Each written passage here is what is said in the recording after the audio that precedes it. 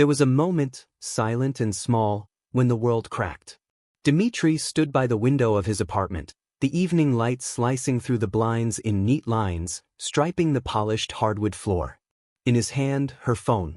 In his veins, a stillness too dangerous to name. He hadn't been looking. He never did. But the notification blinked as he walked past. A preview of a message, a video thumbnail half-loaded with poor reception. And a voice, unmistakably smug and sweet, crackled through the speaker. "I'm waiting for you tonight. Like always. Wear the ring." Dmitri's jaw clenched. His reflection in the glass looked back at him, composed, still. The kind of calm that made people nervous. He didn't confront her. Instead, he walked into the kitchen, made himself tea with clockwork precision, and opened his leather-bound notebook to a fresh page. He wrote one line. 01. Begin collecting footage from security cams. No emotion. No question. Just intention. A week passed. A week of morning coffee with Aline, who smiled like nothing had changed. Who kissed him goodbye with that same practiced tenderness. Who replied, "Just errands," when she left the house on Sundays. He never pressed. He offered to help with wedding preparations, Igor's wedding preparations. Offered opinions on flowers. Picked a wine. Said, "He's lucky to have found someone like you, Alina," and watched her eyes flicker for half a second too long. At night, Dmitri sat in his cold, symmetrical apartment, each item aligned with architectural clarity. Order. Silence. Precision. He traced timelines, exported footage, ran recovery software on her cloud backups.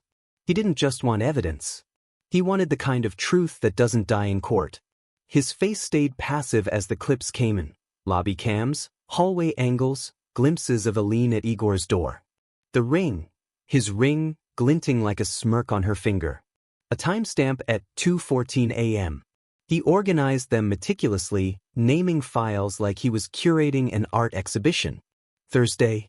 Arrival. Red coat. Smile. Bedroom cam, fixed angle. He called a videographer. "I need a wedding montage," he said. Family-focused. Nostalgic. Last slide should be a surprise. They didn't ask questions. Money has a way of silencing curiosity. The final scene of part 1 is quiet.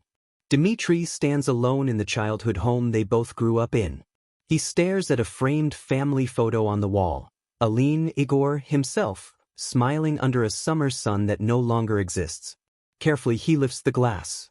Slides the photo out. With surgical precision, he cuts out Igor's face. No rage. No mess. Just absence.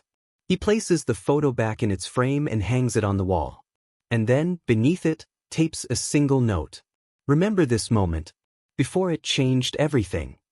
The restaurant where Igor and Alina planned to celebrate their engagement was every bit as excessive as Igor himself. Gold accents, crystal chandeliers, and a grand piano set the tone. Dmitri had visited it once before, years ago, for a corporate event. Back then, he found the place tasteless. Now, it was perfect. "This room has good acoustics," he remarked during the site visit, standing beside Igor, who was too busy charming the event planner to notice the faint sarcasm. "You're a lifesaver, Dima," Igor said, clapping his brother on the back. "You always come through." Dmitri's smile didn't reach his eyes. By day, he helped with wedding logistics, guest lists, seating charts, even sourcing childhood photos for the family slideshow. By night, he edited betrayal into sequence. Transitions between smiles and secrets. Cuts between warm dinners and cold hallway cameras.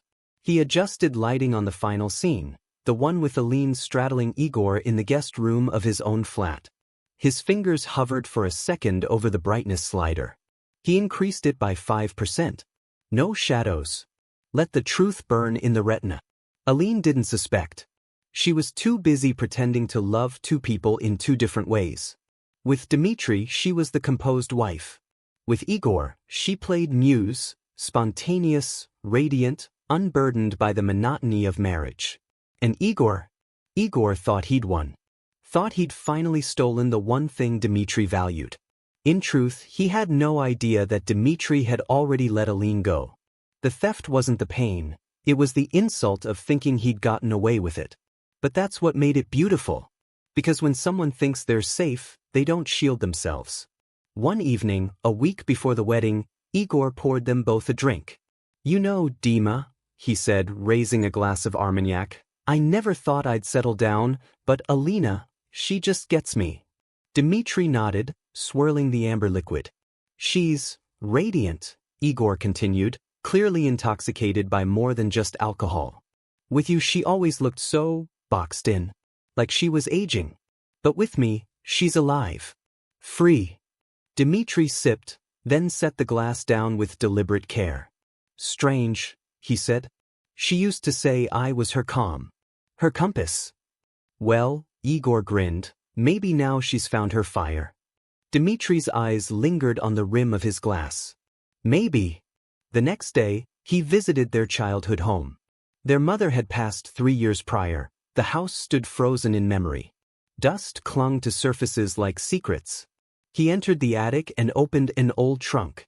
Inside, forgotten toys, school certificates, and photo albums. He found a picture of Igor as a child, maybe 6 or 7, with Dmitri standing behind him, hands protectively on his shoulders. The image was haunting now. He scanned it, uploaded it to the slideshow. No edits this time. No cuts. Just a reminder, there was once a bond. And now? Now, only theater. The night before the wedding, Dmitri stood alone in his apartment. The slideshow was complete, rendered in 4K. He checked the file twice, once for content, once for timing. He sent it to the AV technician under the subject line, "Final version, surprise ending." The email had no body text. He closed his laptop and walked to the window. Outside, the street was quiet, painted in the blue hush of 3 a.m. His phone buzzed. A message from Aline, "Don't forget, Igor wants you to say a few words after the toast." He stared at the screen. Then typed, "Of course, I'll say exactly what needs to be said." And for the first time in weeks, he allowed himself a full smile. Not because he was winning, but because he was ready. The wedding day arrived draped in silver clouds and quiet tension. The sky threatened rain, but never quite delivered. Dmitri arrived early, as always. Punctuality wasn't a habit, it was a weapon. Being early meant watching everyone else arrive. Measuring faces. Noticing who avoided whose gaze. The restaurant's private hall had been transformed.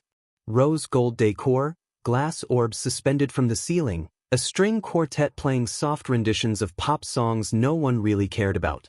Guests milled around sipping champagne, whispering admiration for the opulence, the couple, the love. "Perfect venue," someone murmured. "So tasteful." Dmitri stood near the bar, alone in a tailored charcoal suit that fit like armor. He watched the waiters, the screens, the projector, tested each element with his eyes. Everything was in place. Everything had a role. Just like everyone here. Then he saw her. Alina entered like a well-timed crescendo. Light dress. Soft makeup. A slight tremble in her smile, easily mistaken for excitement. But Dmitri saw more. He saw the tight jaw behind the charm, the darting glance toward him when she thought he wasn't looking. She knew something. Not everything, not yet, but enough to feel that a storm was coming. A woman who's walked through fire knows when the wind shifts. She approached him carefully, like someone tiptoeing into cold water. "You look sharp," she said. Her voice betrayed her. Too light, too rehearsed. Dmitri tilted his head. "You look radiant." There was a pause. A long, unsaid sentence between them. Then she gave a small nod and drifted away, swallowed by a cluster of relatives and photo ops. Dmitri watched her go, memorizing the way her hand trembled slightly as she lifted a glass. Igor arrived fashionably late, arms wide, laughter louder than it needed to be. He basked in the attention, playing the part of the charming groom. He looked Dmitri straight in the eye when he reached him. "Brother," he said, pulling him into a hug, "you made it." "I wouldn't miss it," Dmitri replied. "Family after all." Igor grinned. "You'll say something later, right? Maybe toast to childhood, to second chances." Dmitri's smile was tight. "To honesty, I think." "Honesty?" Igor blinked, uncertain for just a beat. Then quickly, sure. He didn't know. Not fully. But he felt it, the friction of something sharp just beneath the surface. Dinner passed in ritual. Speeches. Laughter. Laughter that started to sound hollow to Dmitri, brittle, like it might shatter if touched. Aline kept glancing toward the technician booth. Igor drank too much, too fast. Somewhere in the crowd, Dmitri spotted a childhood friend, Sergei, who once broke his arm in a fight defending Igor. Dmitri raised his glass to him. When the lights dimmed for the slideshow, a hush fell across the room. Aline's hand instinctively gripped Igor's arm. Dmitri was already standing beside the projector screen. I wasn't going to speak, he said, voice quiet, carrying through the room like smoke. But then I thought, we don't get many moments in life to show people who we really are. Weddings are good for that.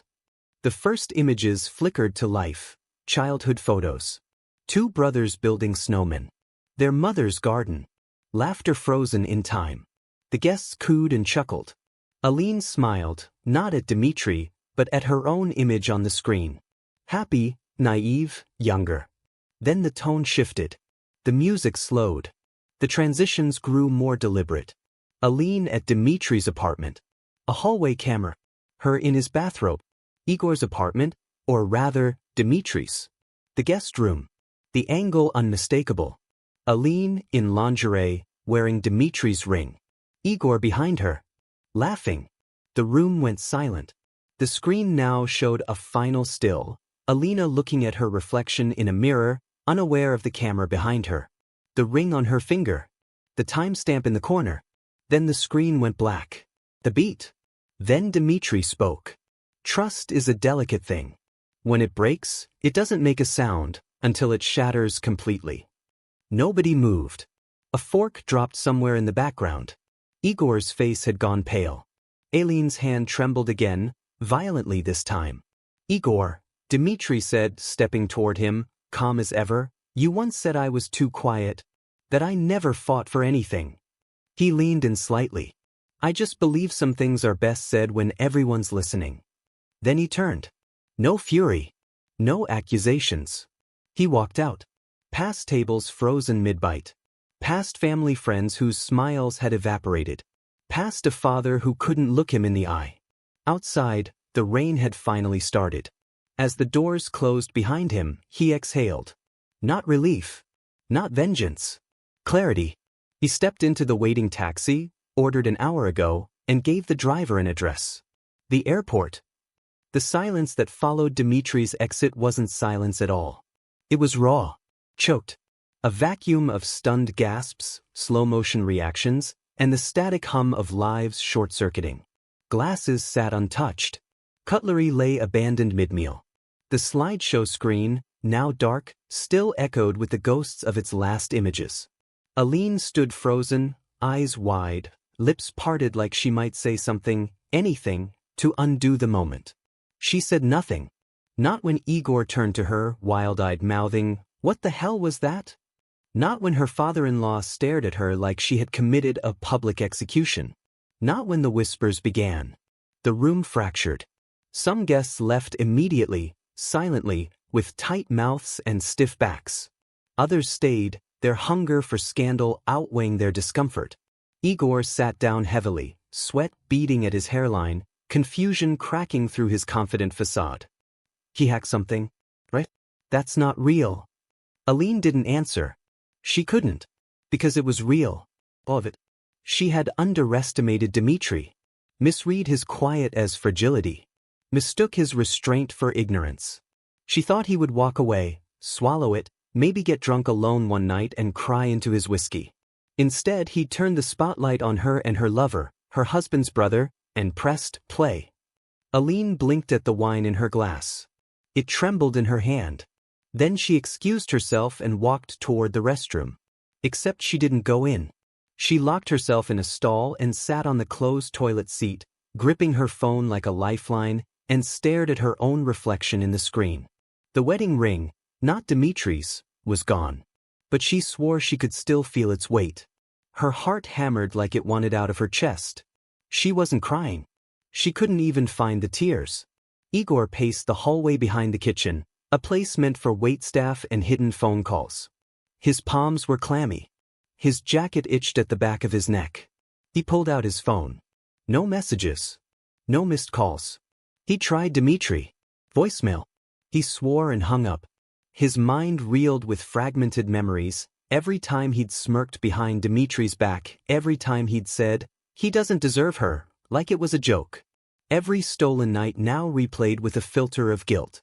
What he had once framed as romantic defiance now felt grotesque, vulgar. He should have expected this. Dmitri didn't explode. He waited. And when he moved, it was like a chess grandmaster sacrificing silence for checkmate. Hours later, the restaurant had emptied. The band never returned after the reveal. The slideshow equipment was quietly packed and wheeled away. Leftover cake remained untouched, the ornate topper of now bent and leaning to one side. In a back corner, Igor found something tucked into his suit jacket's inner pocket. A folded square of paper. His name on the outside, written in Dmitri's angular, clinical handwriting. He unfolded it slowly. "You always said I was in your way. Consider the path clear now. Enjoy the spotlight. D." The paper shook in his hand. Not from rage. From fear. Meanwhile, somewhere between Moscow and the clouds, Dmitri sat in the dim cabin of an overnight flight. He didn't sleep. He didn't drink. He didn't think in full sentences. Instead, he stared out the window at the night sky. He didn't feel triumphant. He didn't feel broken. He felt empty, but in a strange, clean way. Like a house finally gutted of smoke after a long fire. Like space had returned to him. Silence, no longer heavy, but open. In the seat beside him sat a small leather satchel. Inside, a new passport, a hard drive, and a ring box, the velvet worn, the inside now empty. He didn't know where he was going, not entirely. The destination had a name, Lisbon, but the purpose was still unraveling. He wasn't running. That's what people would say. But they'd be wrong. Dmitri wasn't escaping. He was choosing. Choosing distance. Choosing to be more than the wound they tried to define him by. He didn't need revenge to be seen anymore. They had already seen him. They would always remember the moment the projector lit up and his silence finally spoke. And that was enough. The pilot's voice cut in over the intercom, calm and clinical. "We'll be landing shortly. Please fasten your seatbelts." Dmitri leaned back, closed his eyes, and exhaled slowly. Not from peace. Not yet. But from the sheer power of release. Lisbon greeted him with soft winds and sea salt in the air. The airport was quiet in the early morning light. Dmitri moved through it like a ghost, unnoticed in the flow of weary travelers. He carried only one small suitcase. Enough for the man he now was, or at least the one he was becoming. At the customs desk, the officer barely looked up before stamping his new passport. Dmitri Nikolai Volkov. A clean name. Not forged, just prepared. He didn't glance back once. The apartment he had rented was modest but high up, with wide windows and a balcony that overlooked the city's terracotta rooftops. There were no memories here. No shadows. Just sun, open space, and the faint, distant chime of cathedral bells. He unpacked slowly. A notebook, worn and half filled with observations and dates, went into a drawer. The ring box, empty, but still heavy, he placed on the windowsill. He stood for a moment watching it. Then, without ceremony, he picked it up and dropped it into the trash. The sound it made was barely audible, a soft thud, but it echoed through the silence like closure. For the first few days, Dmitri didn't speak to anyone beyond what was necessary. Ordering coffee. Giving directions to cab drivers. His voice still felt foreign in his own mouth, like something unused, gathering dust. Instead, he walked. Through narrow cobblestone alleys. Along riverbanks. Past buskers and sun-touched lovers. He didn't feel envy or grief. Just distance. Observation. It suited him. He wrote sometimes. Not about Igor. Not about Aline. About stillness. About air. About watching people who hadn't been broken. He didn't need therapy. He didn't need closure. He had truth. And the truth was, They would carry the weight of that night far longer than he would. Back in Russia, they had become stories. People whispered about the wedding that turned into a funeral of reputations. Igor had reportedly canceled the honeymoon. Aline had deactivated all her social accounts. Someone from the restaurant staff leaked a photo of the projector screen mid-frame. Blurry but unmistakable. The gossip forums fed on it for weeks. Dmitri never read them. He didn't need to.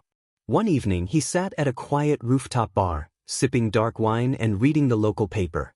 A woman a few tables away watched him.